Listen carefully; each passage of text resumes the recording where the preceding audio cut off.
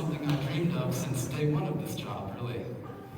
Just kidding. My boss is in the back there probably already panicking. Hi, everyone. Before I get into my talk, we actually have a game tonight that is my brainchild. So I would kindly ask you all again to please stand up. Sorry, I could have kept you standing. This game is called Saint or Secular. And so, how this works, I have found a series of quotes that I find inspiring or interesting, or that I just found on the internet. And how we're going to play this, you're competing with yourself for your own glory here. We're going to show a quote, and if you think that this is something a saint said, you will stay standing. And if you think it is something from anything else besides a canonized saint in the Catholic Church, you will sit down. And then we will show the answer. So, first quote. There's no better way to overpower a trickle of doubt than with a flood of naked truth. So if you think a saint said this, stay standing. And if you think otherwise, please sit down. Don't give in to peer pressure, do what you think. Okay, show the answer. That is Frank Underwood from House of Cards. That's very secular. Quite secular. Okay, second quote. If this is how you treat your friends, no wonder you have so many enemies. So stay standing if you think that is a saint, and sit down if you think otherwise. Okay, did everyone decide? Great. What is the answer? Saint Teresa. Yeah, I know, right?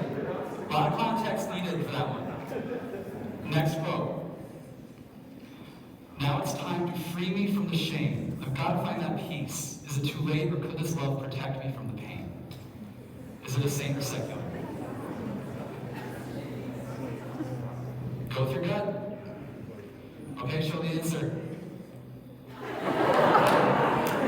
Definitely. She's Catholic, but it's secular still. So, hey, she's praying the rosary. Next quote. Every tear, every fear, gone with the thought of you, changing what I thought I knew. I'll always be yours for 1,000 lives. I'm free as a bird when I'm flying in your cage. Is this saint or secular?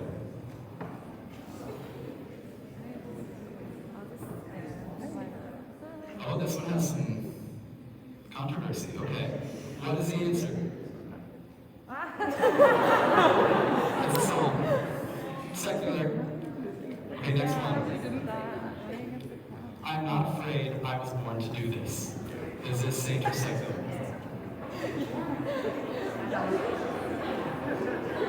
Oh, a lot of opinions here. Okay, everyone is chosen. What is the answer?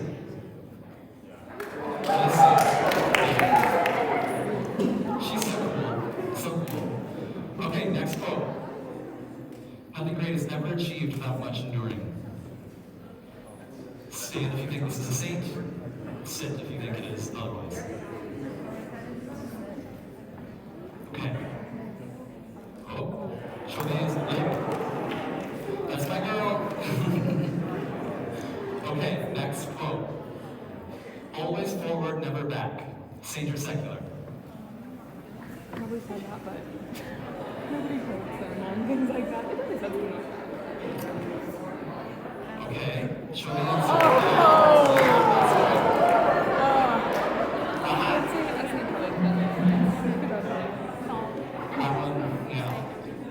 Next slide. The night is darkest just before the dawn, and I promise you the dawn is coming. Saint or secular?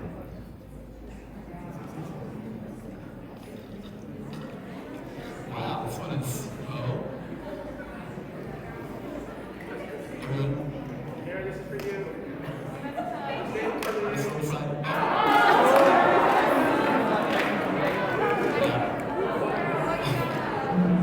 I think there's one more. I think. There we go. Let the past die, kill it if you have to. It's the only way to become what you were meant to be.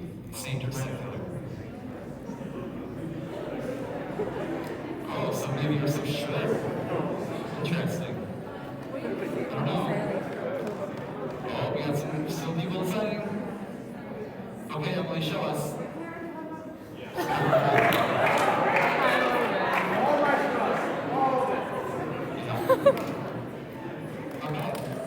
Oh, another one. I made this game. I should know what it is. All the darkness in the world cannot extinguish the light of a single candle. Oh, you all think you just know? Okay. All right, what is Emily? Yeah, it was the same, to be honest. I'm pretty sure that's all. Is that all? Great, that's the game. Thanks for playing.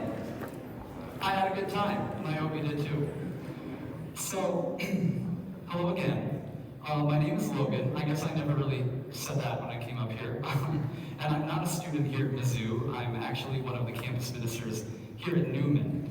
But I have a huge love for the Saints, and I had a bolt of inspiration. So here I am talking at you for the next 20 minutes about two of Italy's finest medieval saints, who happen to be really great friends in real life as well.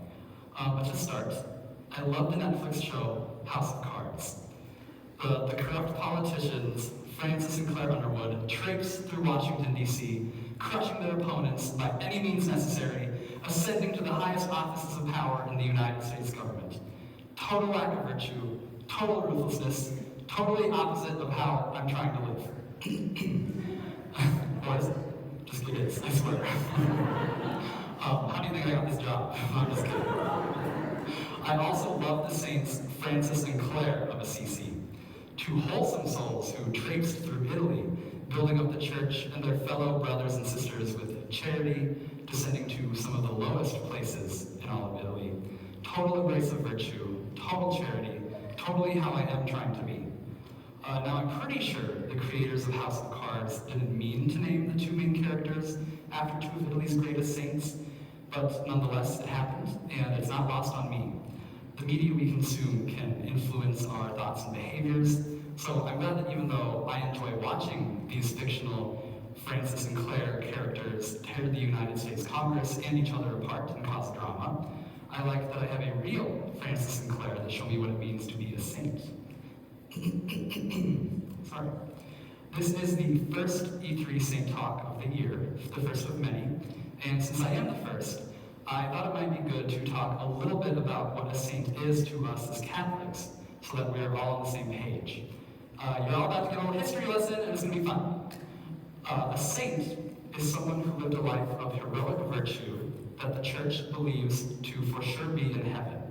They go through a very rigorous 3-phase canonization process in order to be canonized, or in other words, put into the canon of Catholic saints. But even if you make it through that long process that starts out in the diocese and ends up in the Vatican, you're still just considered venerable. So if I drop dead up here all of a sudden, and that'd be very tragic, and you all decided to open up a cause for my canonization, and it survived the scrutiny of the numerous groups of people and processes from the diocese to the Vatican, I would be known as Venerable Logan of Columbia, which would be a really great way to end up. And in the time following this, if I had a scientifically inexplicable miracle attributed to my intercession, I would be beatified, and you would call me Blessed Logan of Columbia, which actually, I would love for everyone to call me that now, if at all possible or convenient for you. And after that, if I was a real baller, and there was a second scientifically inexplicable miracle attributed to my intercession, then I would finally be Saint Logan of Columbia, which you also, I made it!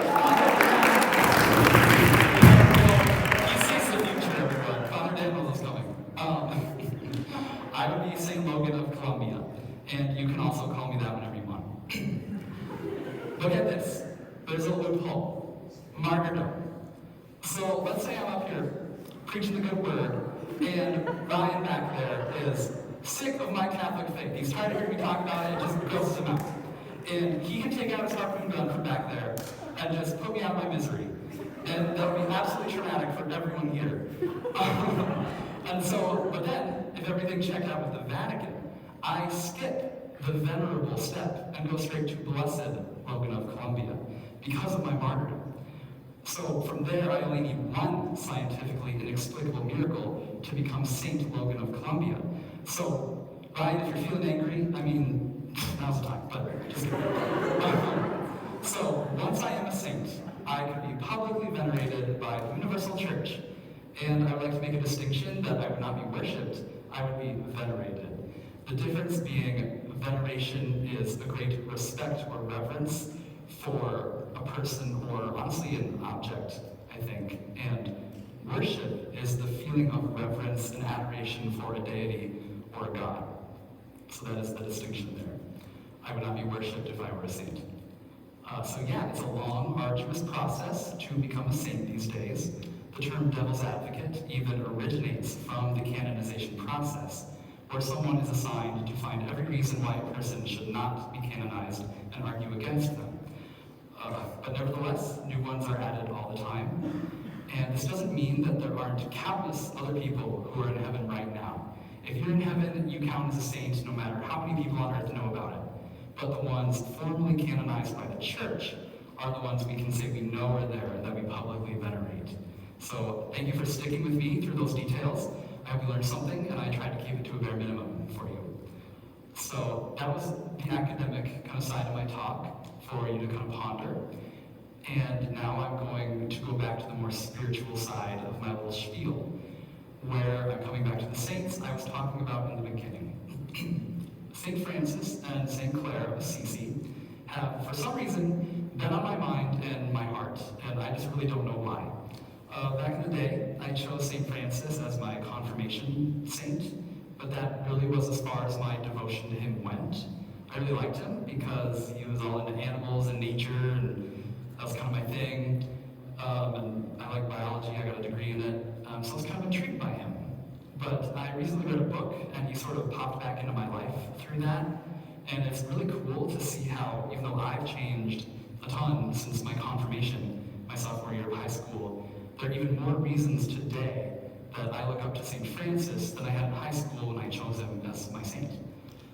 Francis and Clare were both products of the high Middle Ages, so the early to mid 1200s. They both gave up lives of luxury to be completely poor and have no real earthly attachments. They lived radical poverty based off the vision of the Gospels. They're both considered mystics, so they all had very powerful experiences of visions and contemplative prayer. And fun fact, St. Francis was the first person since St. Paul to receive the stigmata, aka the wounds of Christ, on his hands, feet, and side. St. Francis started the religious order that we know today as the Franciscans, and at his request, Clare became the head of the religious order that we know today as the Poor Clares. And even though for the final 27 years of her life, she suffered from serious illnesses, popes, cardinals, and bishops would come to her for advice. Clare never even left the walls of her convent, and she battled sickness for 27 years. I mean, that's longer than I've been alive. But her holiness was so renowned that popes would come to console her. The most powerful people of her time would come to visit a secluded nun for advice. So imagine that happening today. There's someone out there with such a reputation that Pope Francis travels to them for advice. So she was a real person that this happened to, and that's pretty crazy. But it was one of her quotes that bubbled up in my head recently that really inspired this talk. She said this: "Love that does not suffer isn't worthy of that name." And I'll say it again. Love that does not suffer isn't worthy of that name. It took me such a long time to even begin to understand what this quote is talking about. But here's the first thing it did make me think.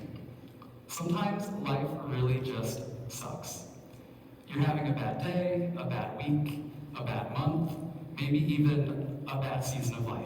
And I realize I kind of sound like the Friends theme song, but even though I'm sure most of you out there would say you have a pretty good life, you can still be going through some sort of suffering for any number of reasons.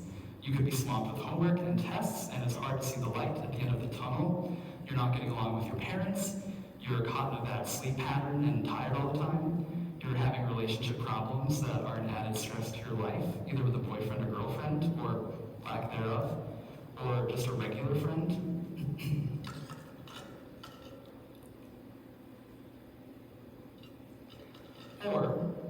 Maybe it's a little more intense than that. Perhaps a close friend or family member is dealing with a serious illness and suffering physically.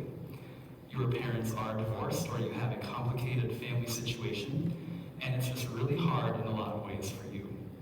You're going through a rough time with your mental health and feel like there's no way to talk to. Maybe you feel a lot of loneliness and you don't know why.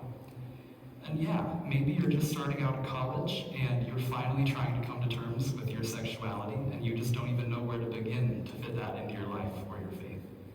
You might think I'm just being a Debbie Downer or trying to fill up time, and that part might be kind of true.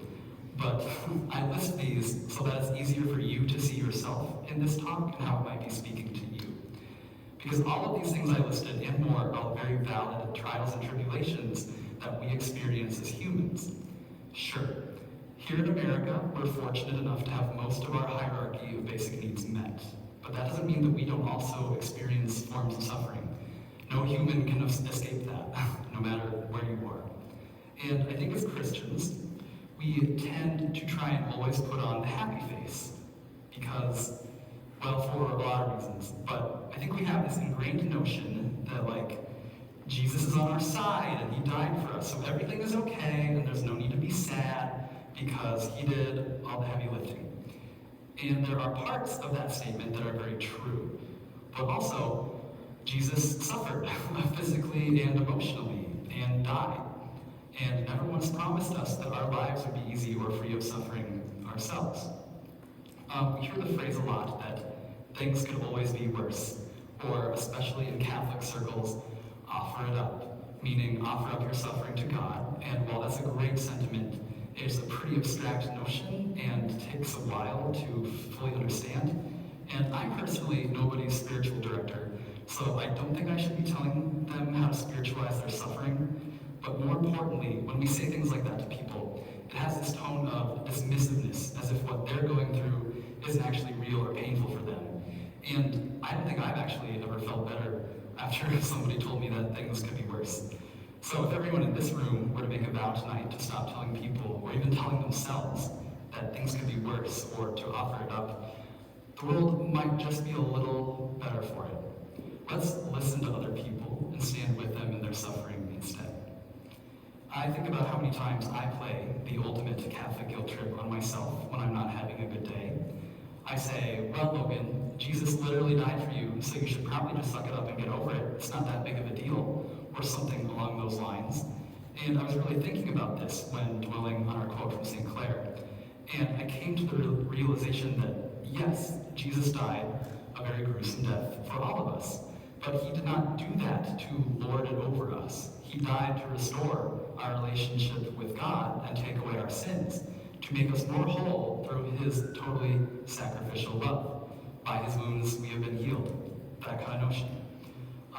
So yes, I'm kind of insane, but one of my top two favorite things about being Catholic is how we view suffering. Because to the rest of the world, suffering is useless and should be avoided at all costs by whatever means necessary.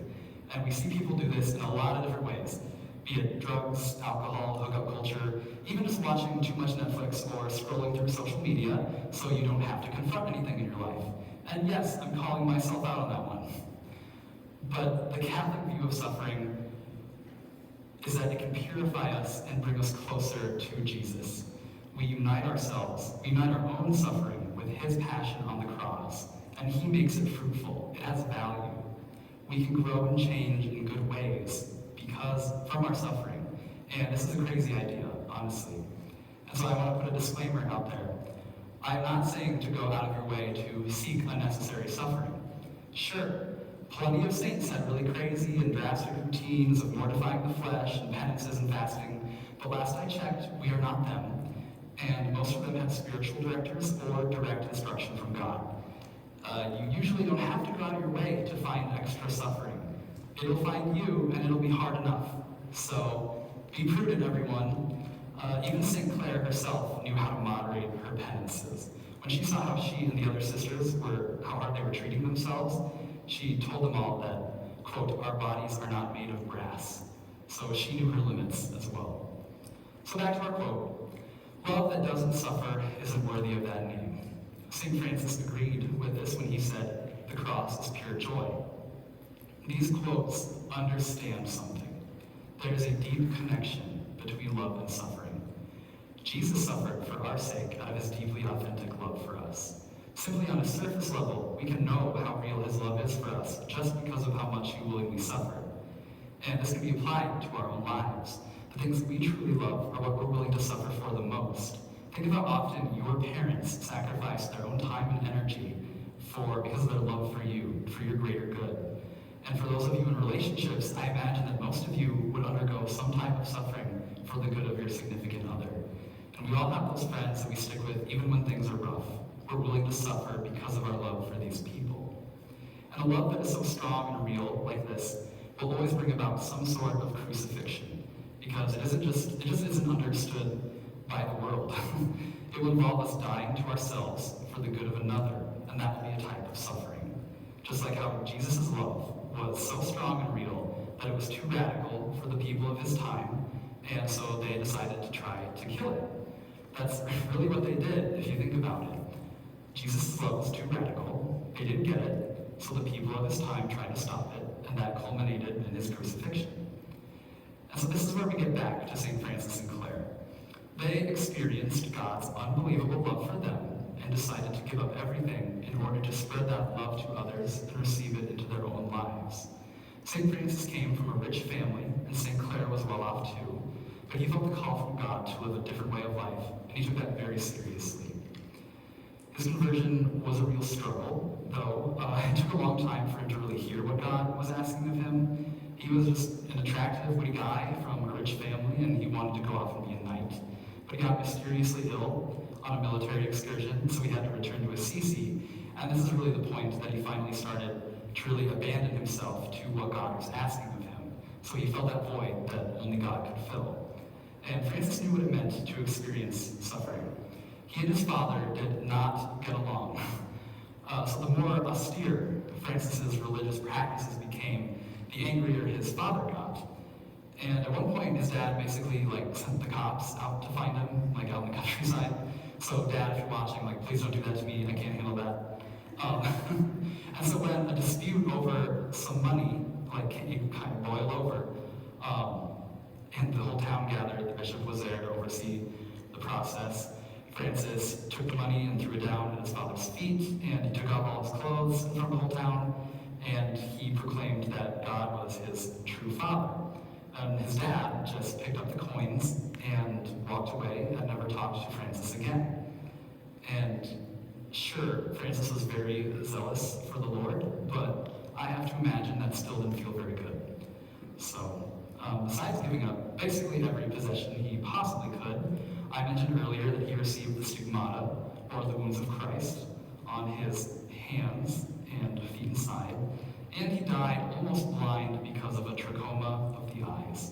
But he didn't just suffer physically. His own friars of the religious order that he founded betrayed him when he was too weak and old to do anything about it, and they watered down the original rules that Francis put down for his order.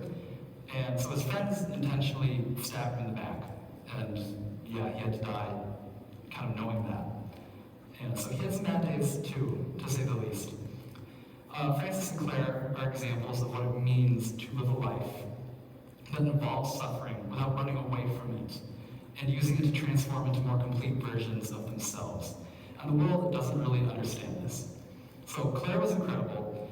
In the years 1240 and 1241, when two armies attacked Assisi, Clare prayed to the Blessed Sacrament for protection, and the armies simply fled without a single bit of fighting. This did not happen once, but twice, and it's historically documented. It's a big thing. And why don't we see the stories of the saints plastered everywhere on TV, movies, artwork, media outlets? And I would say because the world doesn't really get it. They don't understand. And we can see this even today when there's a devout Catholic and contention for a seat on the Seventh Circuit Court of Appeals. And a United States senator, arguably one of the most powerful people in the world, says to her face that the, quote, dogma lives loudly within you, and it's not in a nice way. So, she's now on her way to the Supreme Court, so I guess it all worked out, but, gosh, no matter what you think about her, I hope someday I get called out because the Catholic dogma lives loudly in me. The world just doesn't get it. But we have the privilege to be able to look at these saints with a different lens and see the way that they suffered and persevered. Ultimately let them do much more with their lives and attain a higher love than if they had run away from the suffering and ridicule. The world doesn't understand how two people can give up a life of comfort and wealth to live completely poor and dependent on a higher power that they can't see or touch. In the same way that Francis and Claire lived their lives literally changed the world.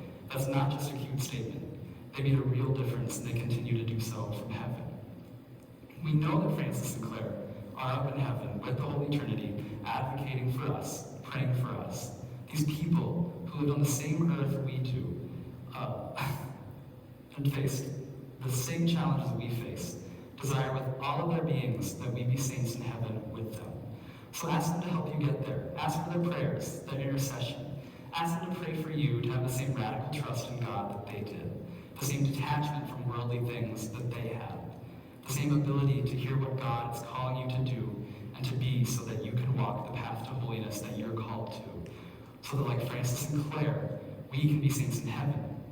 These two learned to hear how God wanted them to live their lives. They were able to find everything they needed in Jesus, not the world. So tonight, I'm just grateful for the witness of all the saints we get to look up to here in the Catholic Church, but especially Francis and Claire.